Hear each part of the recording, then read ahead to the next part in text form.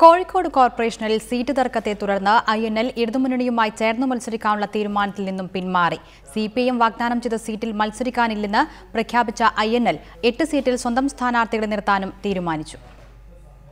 മുന്നണി പ്രവേശനം ലഭിച്ചിട്ടില്ലെങ്കിലും ഘടകകക്ഷിക്ക് നൽകുന്ന പരിഗണനയോടെ തിരഞ്ഞെടുപ്പിൽ INLന് ഇടതുമുന്നണി സീറ്റ് നൽകുന്നതാണ് രീതി.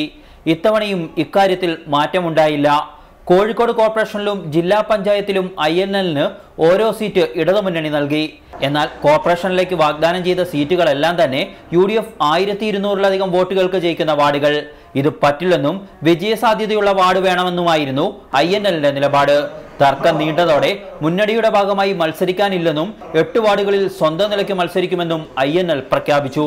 കോഴിക്കോട് കോർപ്പറേഷനിലെ പ്രാദേശിക ഘടകങ്ങളുടെ യോഗം വിളിച്ചാണ് 8ഇടത്ത് നോമിനേഷൻ നൽകാനുള്ള തീരുമാനമെടുത്തതെന്ന് ജില്ലാ ജനറൽ സെക്രട്ടറി ഷർമത് ഖാൻ വ്യക്തമാക്കി. ബേപ്പൂർ പഞ്ചായത്തിൽ ഉൾപ്പെട്ട 53-ാം ഡിവിഷൻ മാത്തോട്ടം, അതുപോലെ ചെറുവണ്ണൂർ നെല്ലാളം പഞ്ചായത്തിൽ ഉൾപ്പെട്ടിട്ടുള്ള 40-ാം ഡിവിഷൻ, ഇതിലേതെങ്കിലും ഒന്ന് നൽകുകയാണെങ്കിൽ മറ്റ് 2 സീറ്റിൽ നമ്മൾ മത്സരിക്കാമെന്ന് CPMന്റെ ജില്ലാ നേതൃത്വത്തോട് ആവശ്യപ്പെട്ടെങ്കിലും അത് അവർ നിരസിക്കുകയാണ് ഉണ്ടായത്. ജില്ലാ പഞ്ചായത്തിൽ വാഗ്ദാനം ചെയ്ത സീറ്റും സ്വീകരിക്കേണ്ടെന്നും INL തീരുമാനിച്ചു.